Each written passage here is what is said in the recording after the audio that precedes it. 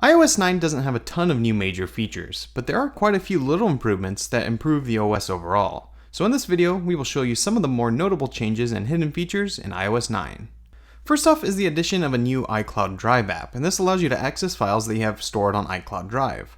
By default, the app isn't on the home screen, but if it is an app you'd like to have, you can go into settings and turn the app on, and now you have access to all your files.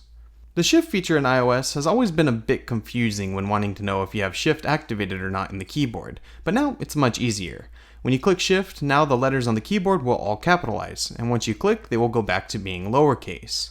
The battery has also received improvements. Now there's a low power mode that should give you up to an hour of extra battery. This can be turned on in the settings app under a new battery panel, and here you can also see a detailed app by app rundown of how much battery is being used. Also now in the notification center, there's a new battery widget that shows you how much battery is left on your iPhone, or if you have an Apple Watch, you can see it there too. Siri has some minor improvements as well. Now the design looks a bit more like on the Apple Watch, and you can also have Siri be muted when you mute your phone. The mute switch can also act as a lock rotation switch now, similar to how it was on the iPad. Along with the new Wallet app, Apple Pay can now be accessed from the lock screen by double-clicking on the home button. Here you can see your wallet and choose a different card if you want and make a payment quickly.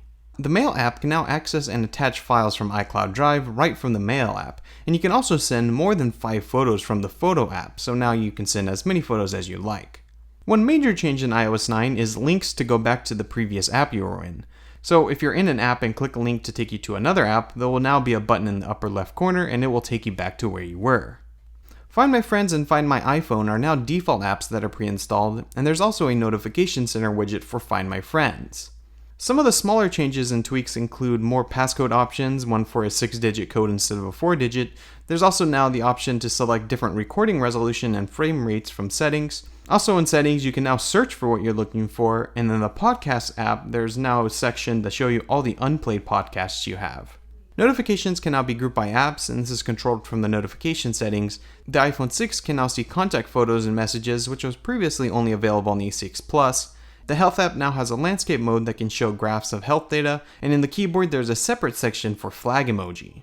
In Safari, there's a new setting for content blockers, which suggests developers could create extensions that block content like ads. You can also request the desktop version of a site right from a share sheet, and in Safari there's now an iBooks extension that can save out a website as a PDF. Finally, is that there's a new system-wide font that replaces Helvetica Neue. It's called San Francisco, and this is a font developed by Apple and is used on the Apple Watch, iOS, and OS X. So those are some of the smaller features and additions to iOS 9. It's in beta right now, so things could change or be added before the final release in the fall. I hope you enjoyed this video. If you did, be sure to subscribe and visit MacRumors.com for more. My name is Matt with MacRumors, and we'll see you in the next one.